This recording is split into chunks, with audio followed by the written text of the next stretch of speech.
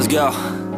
Yo, I'm like an addict, do I gotta have it. I ain't even playing, got a really bad habit. If it moves, gotta grab it. You are about to hear a conversation between a man and a woman who are having a discussion about enrolling in a university course. First, you have some time to look at questions 1 to 7.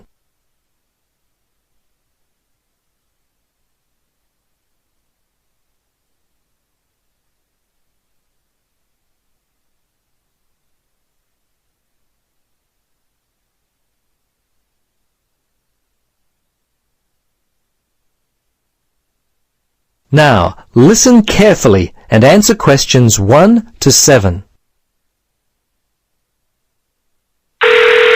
Registrar's office, this is Pam. Yes, hello. I'm calling about enrolling to study at the university. This is the right number? Yes, this is Mitchford University admissions. What would you like to know? Well, basically I need to know what I have to do to be enrolled as a student. You see, I'm currently studying education at another school. I've just finished my first year, but I'm not really enjoying it. I think I'm more interested in accounting. My dad teaches maths, so I thought it might be a good choice. Well, better than business anyway. Okay. Have you received a registration pack? No? How can I get one of those? Well, you've got to have one to register. You can enroll at the university at any time after you receive a registration pack. These are usually available from September for first-year and transferring students, and from November for returning students. On the basis of the information contained in the registration pack, you should attempt to make a firm choice about which courses to study before completing your form. I see. So I've only got a month to get my registration pack in. Can you send me one? Sure. If you are close to a high school, the registration pack and university prospectus are available from the Careers Advisor.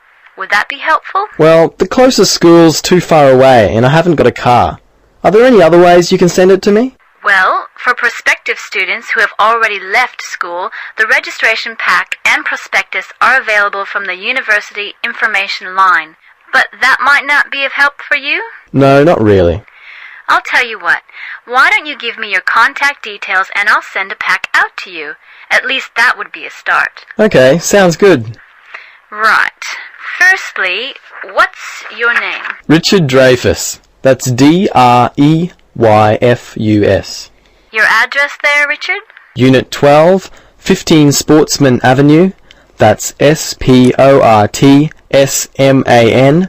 Mermaid Beach. 4554. And your telephone? Yes, I won't give you my home. Mobile's best. 0414. Hang on a minute, I don't call myself usually. I think it's 0414 658 339. Yes, that's it. Okay, now, do you have email? Yes, I do. It's Dreyfus, my last name, at igo. That's IGO.com. All lowercase letters, of course. Before you listen to the rest of the conversation, you have some time to look at questions 8 to 10.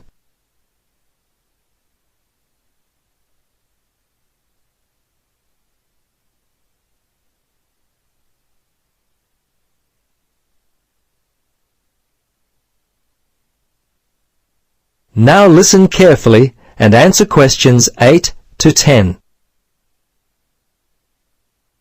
Okay, that looks fine.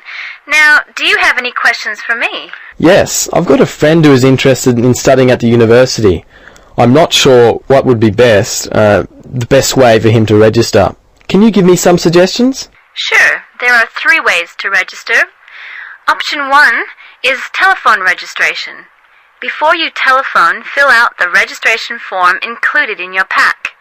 This will ensure you have all the information that you require. The number is in your registration packet. Don't forget to hold on to a copy of your registration form for future reference. Yep, okay. Option 2 is registration by post. All you have to do there is complete the relevant sections of the registration form and post the completed form together with all documentation required in the envelope provided. All right. The third way is to simply come in. Visit the Student Information Center in the Information Services building and your friend will receive personal assistance on how to complete his forms. Thanks very much. You've been most helpful. You're welcome. Good luck with your future studies. That is the end of part 1. You now have half a minute to check your answers.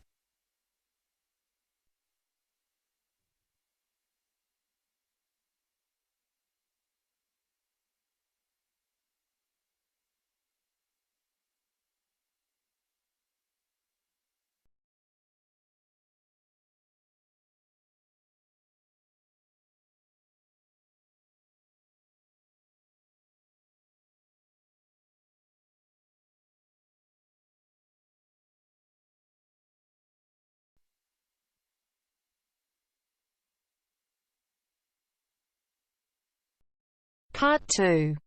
You are going to hear an interviewer who is interviewing Alan. He made a great discovery of Mungo National Park. First look at questions 11 to 15.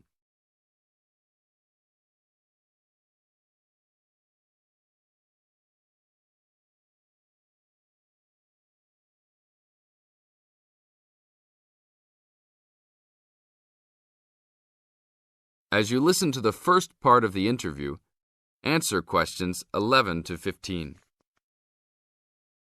An event occurred in 1996 over a period of 3 days that attracted considerable attention at the time and led to a new find in Mungo National Park, which is the focal point of the Willandra Lakes World Heritage Area in New South Wales, Australia. I talked to Alan Moore, the organizer of this trip, about his experience. Alan, what was the purpose of your trip? Well, as you know, I love the outback and lead tours of people wanting to go into more remote parts of the country. However, I thought it was time for me too to have a holiday. So I packed up my family and we went to Mungo National Park. Why did you choose this location? It holds a record of Aboriginal life stretching back over 40,000 years. And of course, I wanted my young kids to be amazed by the main feature of the park, the remarkable Walls of China, as they're called, where wind and water erosion have exposed this long history. I see. What was the weather like? It was unusual for that time of year. The rain was just one continual downpour after another. We were always soaked to the skin. So we decided to cut our holiday short and only stayed 3 days in the end. However, it was eventful. The obvious problem was to get back to the nearest town, a small place called Burunga. But the dirt roads out there are always impassable after rain, so we settled down for a long, wet wait in the park. We didn't really mind because the scenery was so interesting. However, the kids wandered away without our noticing, and eventually we realized they must be lost. So we used our two-way radio to contact the park rangers and the police, and a helicopter was sent. Luckily, the kids were found within a few hours, but they'd made an important discovery. Now look at questions 16 to 20.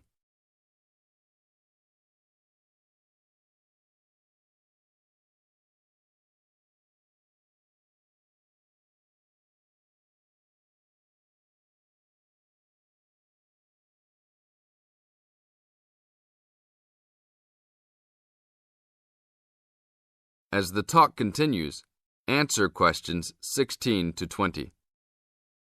So, the trip was also eventful for another reason, wasn't it? Yes. They led us to some ancient Aboriginal art. The kids had taken shelter in a very small, low cave that was difficult to see from the outside. We were lucky to have another family camping in our location. When they heard us calling the kids, they immediately helped us search for them, and as the hours went by, they also provided us with much-needed support and encouragement. We really appreciated their help, and as we were already soaked through after looking for the kids for a couple of hours, they even made sure we had enough dry clothes to wear. The park ranger managed to get through to us to lead the search, and when the helicopter pilot notified us by two-way radio that he'd seen the children but was unable to land nearby, we were able to eventually find them very excited about what was in their little cave. And what did you think of their cave? Well, after squeezing in, I must say I was impressed, and managed to take a few photos of it before we left. There were many faint markings and dots on the wall. It was difficult to tell what they represented because they were so small, but people from the museum who have since visited there said the markings were similar to some other findings in the area, and later confirmed they were very old. Although it's now a protected site, the children like to call it their cave and are allowed to visit it when a ranger can go with them. Thank you, Alan. If you go to Mungo National Park, you can see the entrance to the cave and some of Alan's photos at the ranger's station. Alan continues to lead tour groups in the outback, and if you want further information...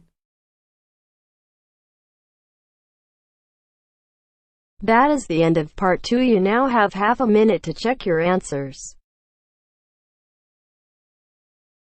You now have half a minute to check your answers.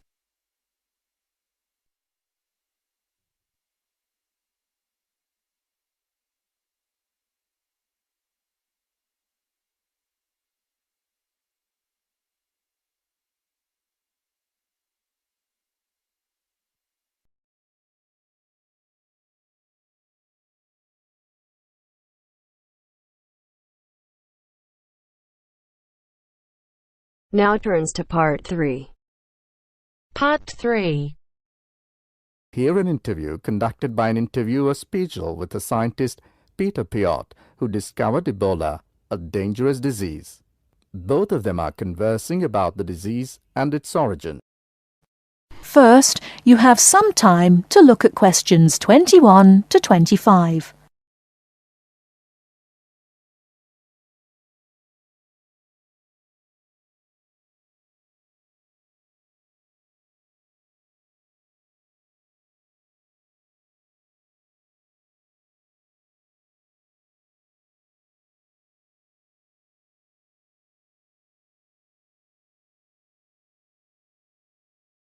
Now, listen carefully and answer questions 21 to 25. Professor Piot, as a young scientist in Antwerp, you were part of the team that discovered the Ebola virus in 1976. Can you tell how did it happen? I still remember. Some day in September, a pilot from Sabina Airlines brought us a shiny blue thermos and a letter from a doctor in Kinshasa, in what was then Zara in the thermos. He wrote there was a blood sample from a Belgian nun who had recently fallen ill from a mysterious sickness in Yambuku, a remote village in the northern part of the country. He asked us to test the sample for yellow fever. These days, Ebola may only be researched in high-security laboratories. How did you protect yourself back then? We had no idea how dangerous the virus that we were dealing with was. And there were no high-security labs in Belgium back then. We just wore our white lab coats and protective gloves. When we opened the thermos, the ice inside had largely melted and one of the valves had broken. Blood and glass shards were floating in ice water. We fished the other, intact test tube out of the slop and began examining the blood for pathogens using the methods that were standard at the time. But the yellow fever virus apparently had nothing to do with the nun's illness. No, and the test for Lassa fever and typhoid fever were also negative. What then could be? Our hopes were dependent on being able to isolate the virus from the sample. To do so, we injected it into mice and other lab animals. At first, nothing happened for several days. We thought that perhaps the pathogen had been damaged from insufficient refrigeration in the thermos. But then, one animal after the next began to die. We began to realize that the sample contained something quite deadly. But you continued. Other samples from the nun who had just died arrived from Kinshasa. When we were just about able to begin examining the virus under the electron microscope, the World Health Organization entrusted us to send all of our samples to a high-security lab in England. But my boss at the time wanted to bring our work to a conclusion no matter what. He grabbed a vial containing virus material to examine it, but his hand was shaking and he dropped it on a colleague's foot. The vial shattered. My only thought was, oh shit! We immediately disinfected everything, and luckily our colleague was wearing thick leather shoes. Nothing happened to any of us. Before you hear the rest of the talk, you have some time to look at questions 26 to 30.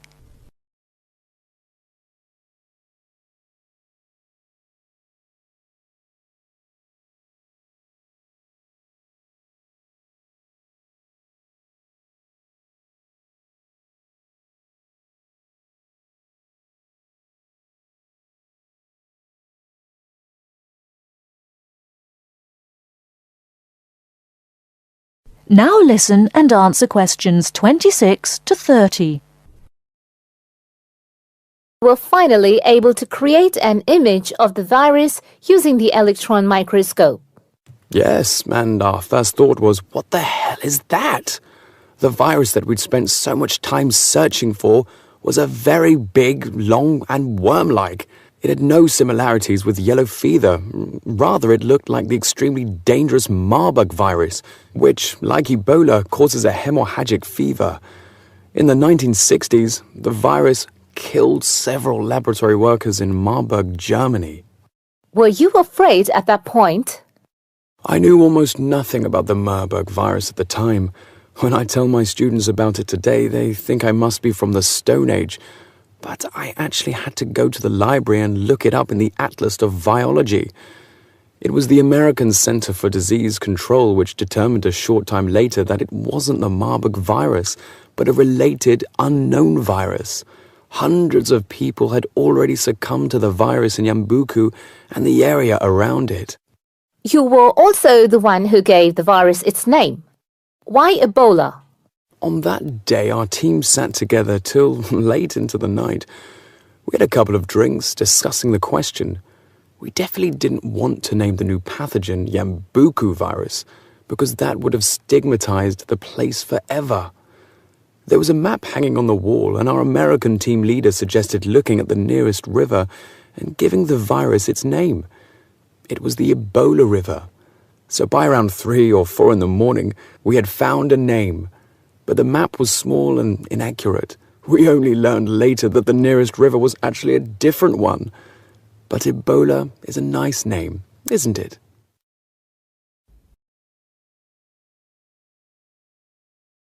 That is the end of part 3. You now have half a minute to check your answers.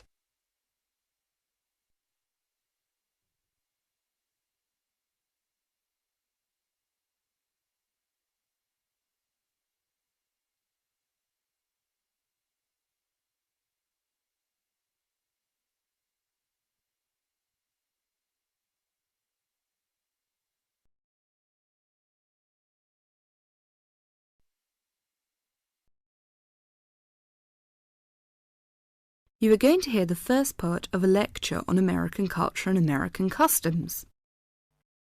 First, you have some time to look at questions 31 to 40.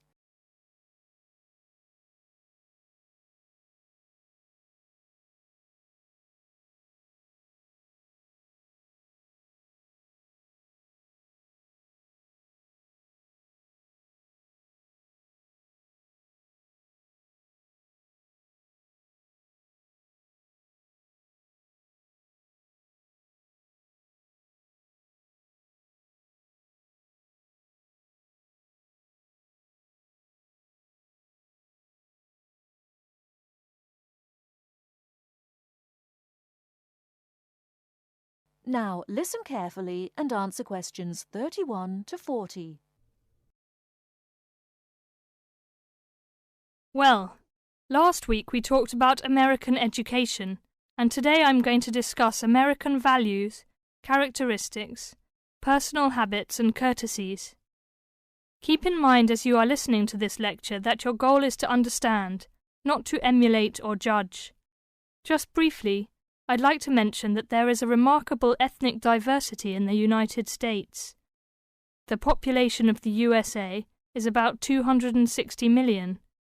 73% of the American population is white, 12% is African American, 8% Hispanic, 3% Asian or Pacific Islanders, and less than 1% American Indian or Eskimo. Many Americans resent generalizations being made about them because Americans see themselves as very unique and individualistic. On the other hand, Americans tend to lump foreigners together into one lot and condescendingly view foreigners as people who are not as intelligent or sensible as Americans.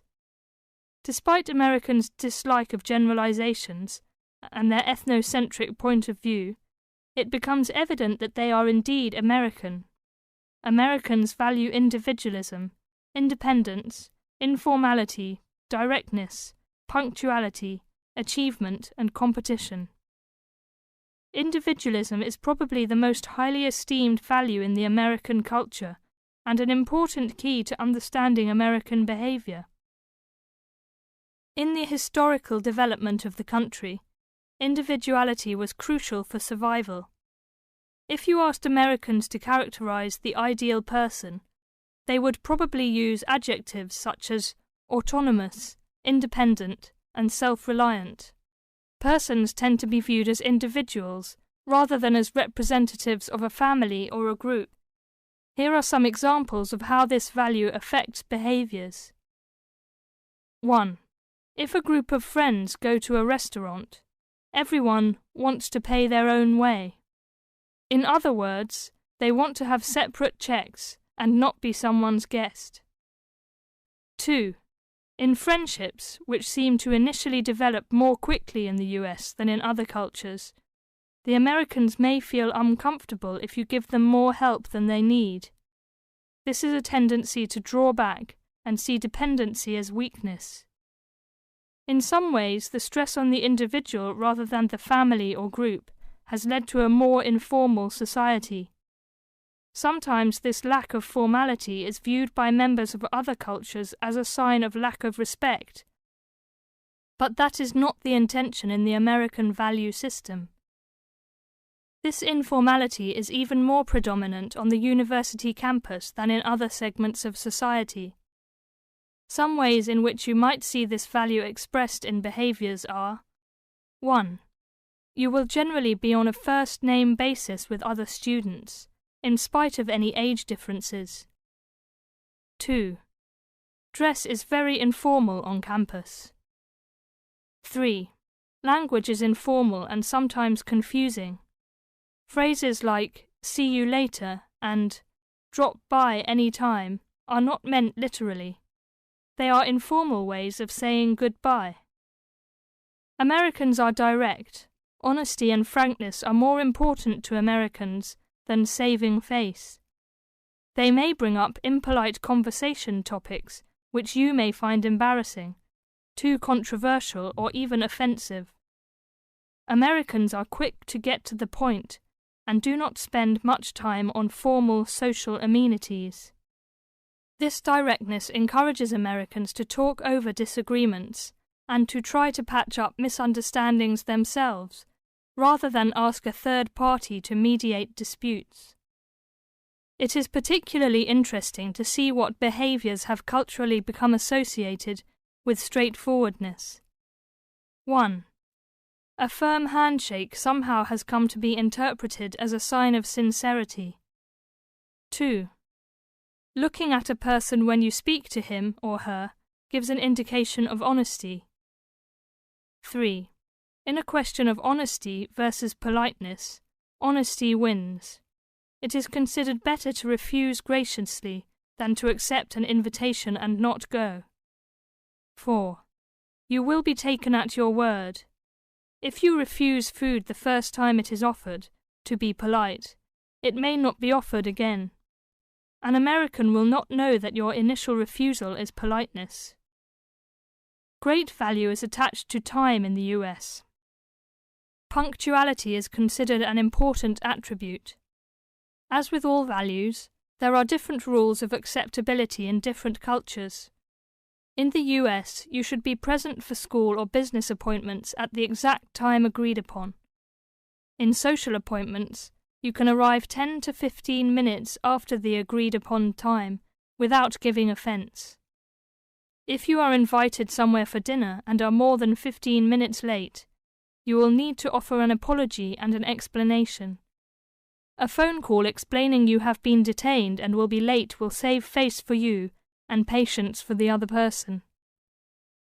Americans also value achievement and competition. The American style of friendly joking or banter, of getting the last word in, and the quick and witty reply are subtle forms of competition. Although such behavior is natural to Americans, you may find it overbearing or disagreeable. Americans are obsessed with records of achievement in sports, and sports awards are often displayed in their homes. Also, sometimes books and movies are judged not so much on quality, but on how many copies are sold, or on how many dollars of profit are realized. That is the end of part 4. You now have half a minute to check your answers.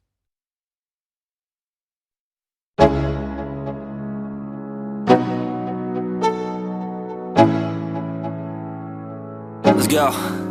Yo, I'm like an addict, ooh, I gotta have it. I ain't even playing, got a really bad habit. If it moves, gotta grab it, fuse like a magnet. Lose, won't have it till I'm doomed in a casket. I ain't playing, got a weird mind. If you work 8 hours, I'ma work 9. If the shit tastes sour, you should taste mine. I'ma